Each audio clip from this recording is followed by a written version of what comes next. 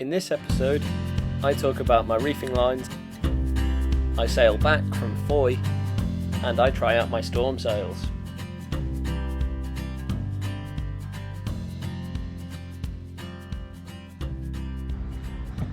Good morning. I'm just going to spend the day doing some last minute sort of checks of the boat, lubricating any moving parts that might need it, and I've got to put the reefing lines into the main as well today, with it being a new main. Yesterday's sail from Falmouth to Foy was just bedding the sail in, but I hadn't put the reef points in. It was just very light winds yesterday, so while I'm on the mooring buoy, I'll get the main up this morning, put the reefing lines through, and then I'll lubricate the sail slides in the mast with this dry lubricant. Basically, that just allows me to hoist and lower the sail just easier. And I've got the main sail up, and I'm just feeding the reefing lines through. With it being a new main, the cut is slightly different. Some of the reefing lines, number 1 and number 2, the actual lines themselves are too short for this new main. So what I'll do is I'll use the number 2 line and I'll drop that down so it becomes the number 1. And then I have an old halyard. It's not the best condition, but it should be fine. So I'll use the old halyard for the number 2 reefing line now, and then I'll just cut it to size.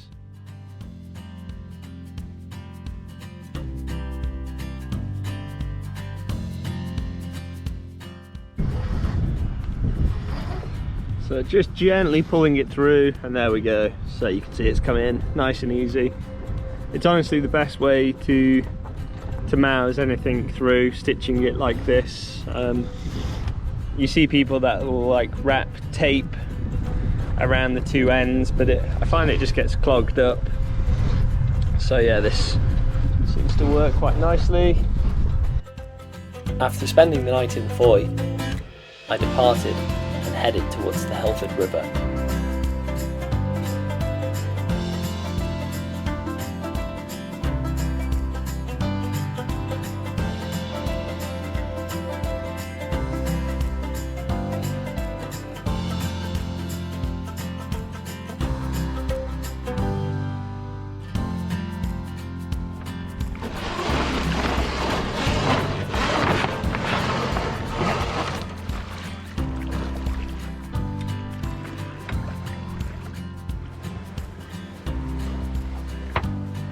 So I've not really filmed much of this trip over to the Helford River yet. When I left Foy, the tiller pilot, which steers the boat electronically, had a malfunction and stopped working. It basically the computer system that controls it says that it can't detect this actual item anymore. Not quite sure why. I've checked that there's power to the panel, checked that there's power to the computer, so I can only assume the issue is somewhere along the cable as it comes up to the socket, or the actual unit itself. I've got the Aries wind steering at the moment. I'm steering the boat. It's probably just windy enough for it to hold the course, with a bit of adjustment every now and then. Sail configuration I've gone for at the moment. So full main, and then We have a pulled out Yankee and the staysail. And the wind's a little shifty today, but that's where we're at. So while we're sailing and dodging fishing pots, I'll keep troubleshooting this tiller pilot.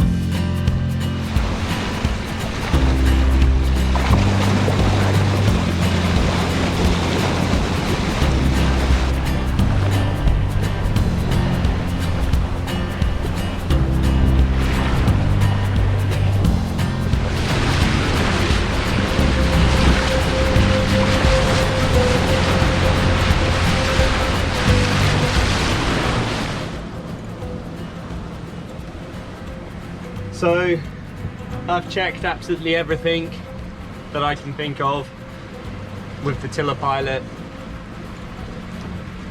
and everything, as far as I can tell, looks fine.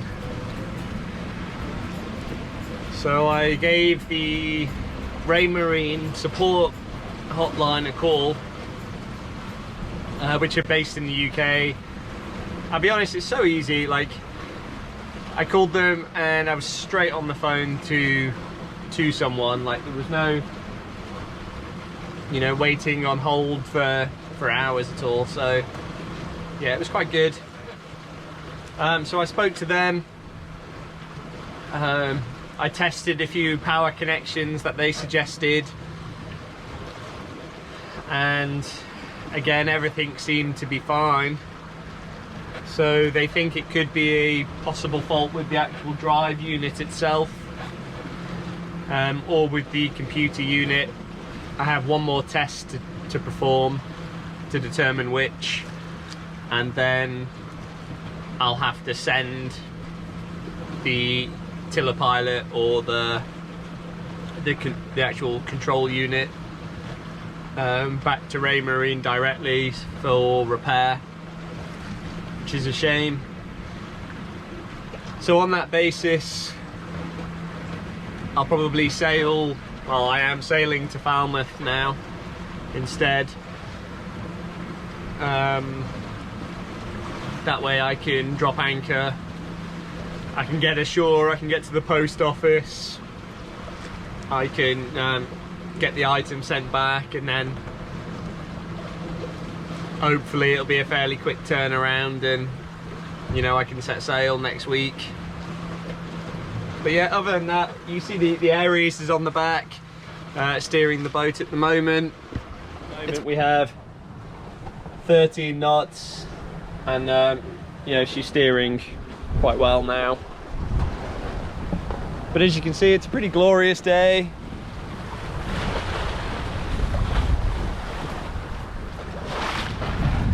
So yeah, I can't really complain. Yeah, these things happen. You know, it's if that's the only thing that breaks in the foreseeable future, then I'm doing pretty well.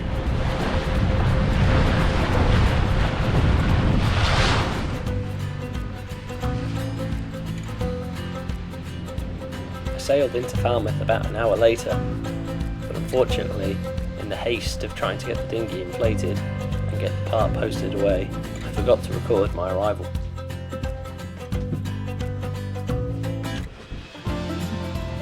So we're here in Falmouth, and it's a pretty miserable day. It's been very windy this morning, but the wind seems to have died down this afternoon. And it's just wet right now, it's low wind and it's raining. But I'm a bit of a loss for what to do today. So I've had a clear out of the boat, particularly the sail wardrobe.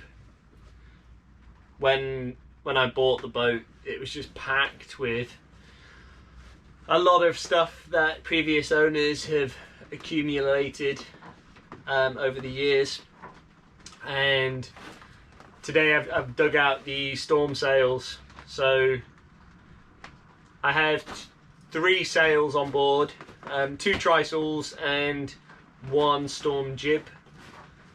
I've never flown a trysail or a storm jib before on any boat, so I figured it'd be a good experience to get them out of the bags, try rigging them up on the boat, and then potentially even going for a little sail this afternoon and just seeing how I get on.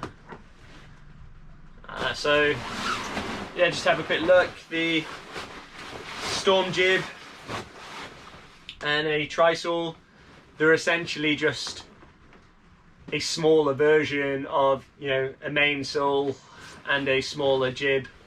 Yeah, it just reduces your sail area pretty dramatically. So on my boat, for example, we have 3 reefs in the main, but even on the 3rd reef, so when I've really shortened my mainsail down as small as I can in gales or storm force conditions, that's probably still too much sail area. So with the trysails and the storm jib, you know, the idea is potentially I could really reduce that sail area right down into something more manageable for the boat, and then worst case scenario, you know, I douse all sail and, you know, I'd just go under bare poles.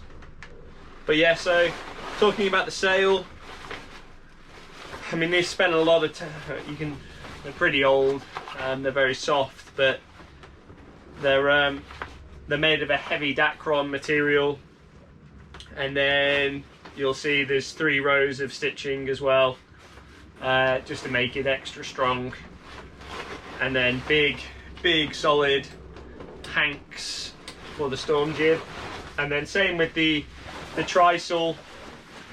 As you can see, 3 rows of stitching. It's just a very solid, heavy duty sail. Well, you can compare it actually to, here is my my staysail,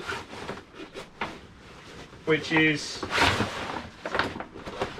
you know, also a very strongly built sail, but you can see the difference in size of like the hanks, and you know, the staysail has 2 rows of stitching. So yeah, it's just, storm sails are an emergency thing, and I think most of the time, you know, you would hope to never use them,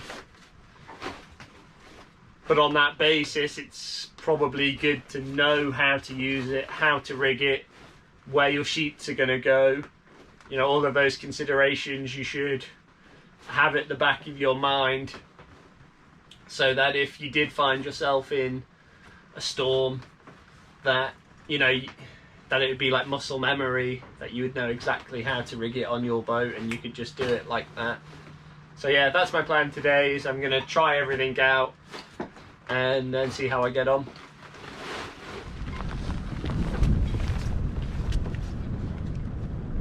Conditions like this are the exact reason I want to get to warmer, sunnier places with my boat.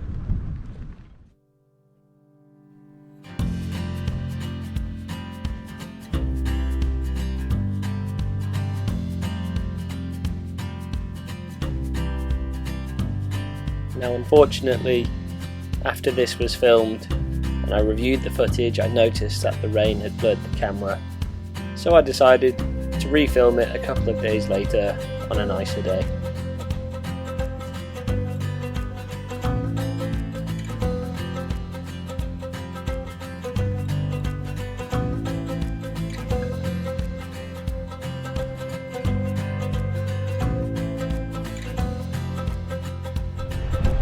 Well, I think we're pretty much ready for a hoist, so let's do it.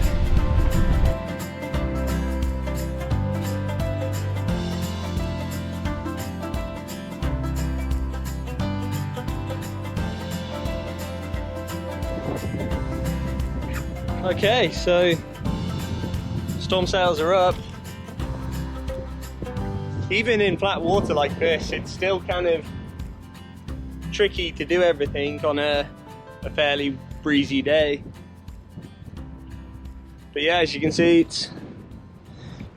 the sail's loose foot, so you don't fly it off the boom, and it'll sheet down to the deck usually. I've moved the cars all the way back aft, the Genoa track cars, and then I'm just making it off to one of my sheet winches, and then it'll be the same for if I was to tack on this side. And then we'll take a look up forwards.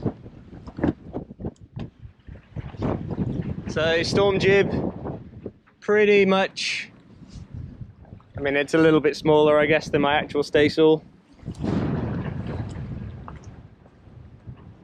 Nice and high clued as well.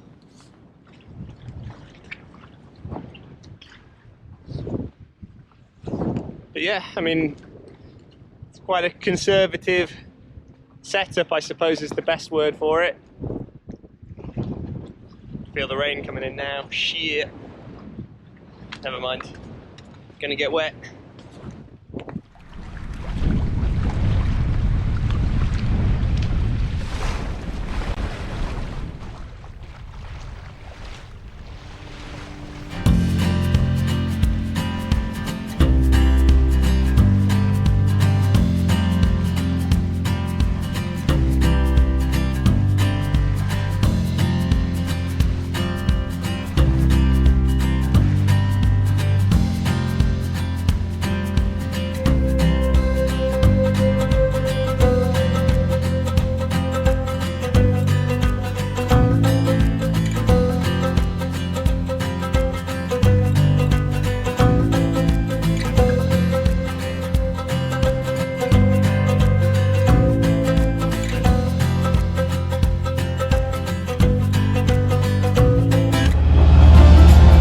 We're just motoring back towards an anchorage now, where we'll spend the evening, and then I'll probably move again tomorrow as the wind shifts around. So I think tonight we're going to anchor up here again in the River Fowl, around this sort of area. Where I spent the night last night, when it was gusting like 30 plus knots, and the boat didn't shift once. Like, I had a really good night's sleep.